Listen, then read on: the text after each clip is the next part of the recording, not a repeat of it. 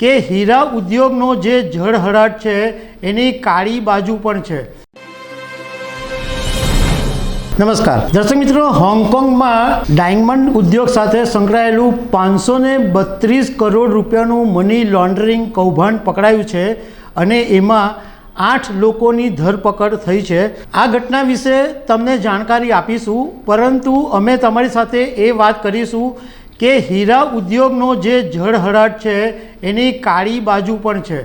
એ તમને બતાવીશું કે આવા ભેજાબાજ લોકો મારા તમારા જેવાના કરોડો રૂપિયા લઈને નાસી જાય છે અને એમને કશું થતું નથી।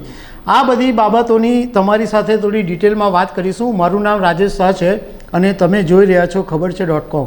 દર્શક મિત્રો, હોંગકોંગના અને ભારતના કસ્ટમ અધિકારીઓએ એક જોઈન્ટ ઓપરેશન હાથ ધર્યું હતું અને મની લોન્ડરિંગનું કૌભાંડ ચાલતું હોવાનું આખી તપાસમાં બહાર આવ્યું હતું અને 500 મિલિયન હોંગકોંગ ડોલર અને અમેરિકન ડોલરમાં કાઉન્ટ કરીએ તો 64 મિલિયન ડોલર અને જો ભારતના રૂપિયામાં કાઉન્ટ કરીએ તો 532 કરોડ રૂપિયાનું મની લોન્ડરિંગ થતું હતું।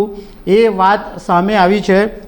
હોંગકોંગના કસ્ટમ અધિકારીઓએ ગયા મંગળવારે અને બુધવારે 2 દિવસ દરોડા પાડ્યા હતા અને એ જે દરોડા પાડવામાં આવ્યા હતા એને જેમ ક્રેશર નામથી ઓપરેશન હાથ ધરવામાં આવ્યું હતું અને એની અંદર 30 થી 35 વર્ષના 4 હોંગકોંગના અને 4 ભારતના લોકો સહિત 8 લોકોની ધરપકડ કરવામાં આવી હતી।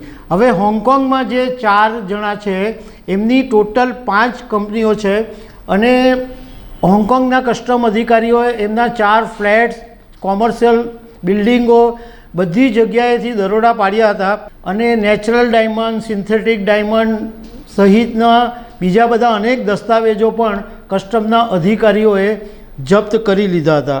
આ બધા જે પકડાયા છે એમના નામ નથી જાહેર થયા, પરંતુ 4 હોંગકોંગના છે અને 4 ભારતના છે એટલી જ વાત સામે આવી છે અને હોંગકોંગના કસ્ટમ અધિકારીઓએ આ લોકોના બેંક એકાઉન્ટ પણ સ્થગિત કરી દીધા છે અને એવું પણ જાણવા મળ્યું છે કે આ લોકો 2 વર્ષથી મની લોન્ડરિંગનું કામ કરતા હતા અને 2021માં ભારતની અંદર 130 ટ્રાન્ઝેક્શન આ લોકોએ કરેલા છે। હવે મની લોન્ડરિંગના કેસની અંદર જે પકડાય છે એ હોંગકોંગના કાયદા મુજબ 14 વર્ષની જેલની સજા થાય છે।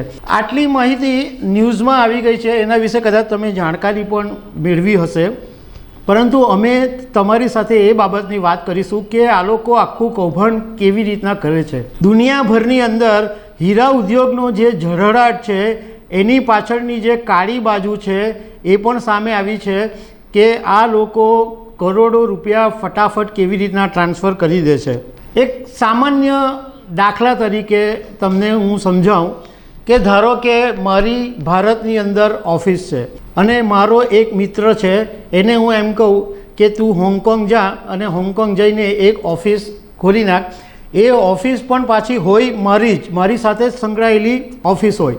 હોંગકોંગમાં જઈને ઓફિસ ખોલી નાખી એટલે પછી હું શું કરીશ, હું અહીંયાથી મારા જે હોંગકોંગ જે મિત્ર બેઠેલો છે એને હું એમ કહીશ કે મને રફ ડાયમંડ જોઈએ છે તો રફ ડાયમંડ મોકલ। એટલે ઓફિશિયલી એવી રીતના કે ભાઈ હોંગકોંગની એક કંપની પાસેથી મેં રફ ડાયમંડનો ઓર્ડર પ્લેસ કર્યો છે અને એ રફ ડાયમંડ મેં મંગાવ્યા છે। હવે હોંગકોંગમાં જે મારો મિત્ર બેઠેલો છે એ મને રફ ડાયમંડ મોકલી આપશે અને એની જે ટોટલ રકમ થાય એ હું અહીંયાથી હોંગકોંગના એના ખાતામાં ટ્રાન્સફર કરી દઈશ।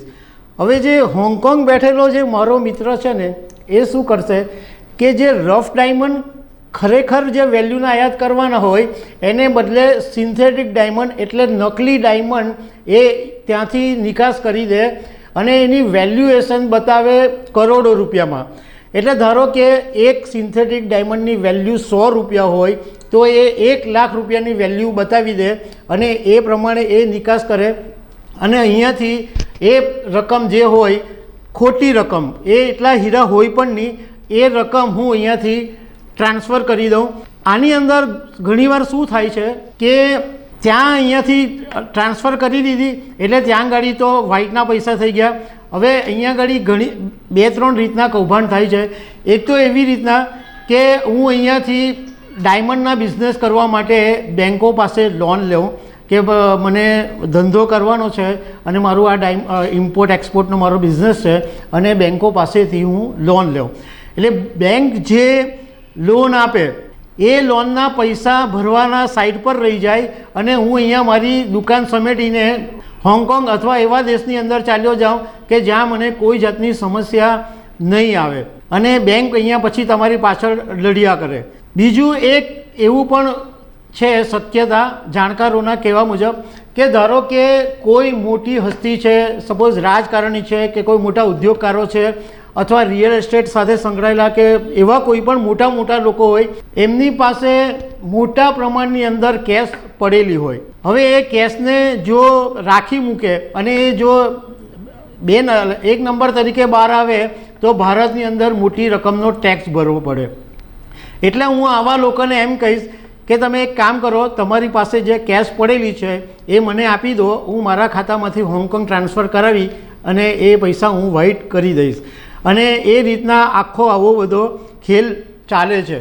દર્શક મિત્રો, મારા અને તમારા જેવાના અત્યાર સુધીમાં 25,000 કરોડ રૂપિયા આવી રીતના ટ્રાન્સફર થઈ ગયા છે.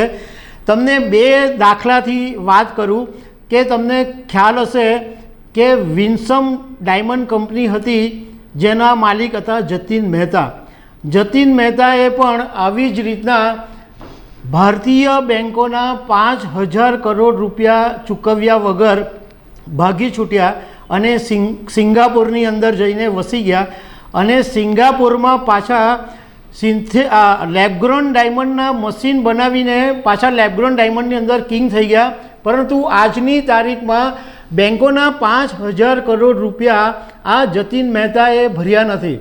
આ જતીન મહેતાની પહેલાં સુરતની અંદર સુરત ડાયમંડ કરીને કંપની હતી, એ પછી એણે વિન્સમ ડાયમંડ કરી, ફોર એવર જ્વેલરી કંપની કરી અને એ રીતના બેન્કો પાસેથી લોન લઈ અને બેન્કોને ચૂનો લગાવીને આ જતીન મહેતા સિંગાપુરમાં જલસા કરે છે. આ જતીન મહેતા એ વ્યક્તિ છે જે ગૌતમ અદાણીના મોટા ભાઈ વિનોદ અદાણીના વિવાહ થાય છે.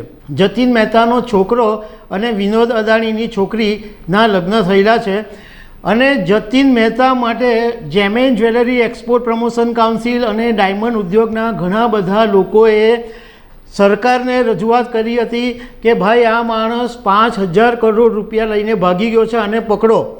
પણ આજ સુધી જતીન મહેતાનો વાળ પણ વાંકો થયો નથી અને આજે કરોડો રૂપિયાના એ જલસા કરે છે. બીજો કેસ ડાયમંડ ઉદ્યોગનો સૌથી જાણીતો અને ચર્ચિત છે કે નીરવ મોદી અને મેહુલ ચોકસી બેન્કોના 14,000 કરોડ રૂપિયા લઈને ભાગી ગયા છે અને એવા દેશોમાં જઈને વસી ગયા છે કે સરકારને પકડવા મુશ્કેલ છે. મેહુલ ચોકસી તો એવા દેશમાં ગયા છે કે ત્યાં આગળ સરકાર ધારે તો બી કંઈ કરી શકે તેમ નથી. આ લોકો જે કૌભાંડીઓ છે એમાં એ લોકો ફૂલ પ્રૂફ યોજના બનાવે છે. એ લોકોને સરકારની બધી પોલિસીની ખબર હોય છે, ઇમ્પોર્ટ એક્સપોર્ટમાં કેવી રીતના થાય છે, ક્યાં ક્યાં છીંડા છે, આ બધી બાબતોની આ લોકોને ખબર હોય છે અને એ રીતના આખું વ્યવસ્થિત રીતના એક સિન્ડિકેટ બનાવવામાં આવે છે.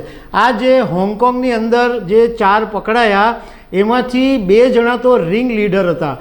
આ લોકો એક જણા કામ નથી કરતા, બધા એકબીજાના સરખા વિચારધારા ધરાવતા લોકો ભેગા થાય અને આખી એક સિન્ડિકેટ બનાવે અને સિન્ડિકેટ બનાવીને આખું આ એક મની લોન્ડરિંગનું કારસ્તાન કરતા રહે છે. અને આ લોકોને એ વાતની ખબર હોય છે કે ભારતનો કયા દેશ સાથે કરાર છે, કયા દેશ સાથે કરાર નથી. તો એવા દેશોમાં જઈને ભાગી જાય કે ભારત સાથે એનો કરાર નહીં થાય એટલે એમને પકડવા પણ મુશ્કેલ પડી જાય. એટલે તમે વિચારો કે આપણે એક સામાન્ય લોન લેવાની હોય કે આપણે જિંદગીમાં કેટલી મહેનત કરીને મતતા હોય અને આ બધા ભેજાબાજો કૌભાંડીઓ કરોડો રૂપિયા લઈને આસાનીથી છૂ થઈ જાય છે અને સરકાર કશું કરી શકતી નથી.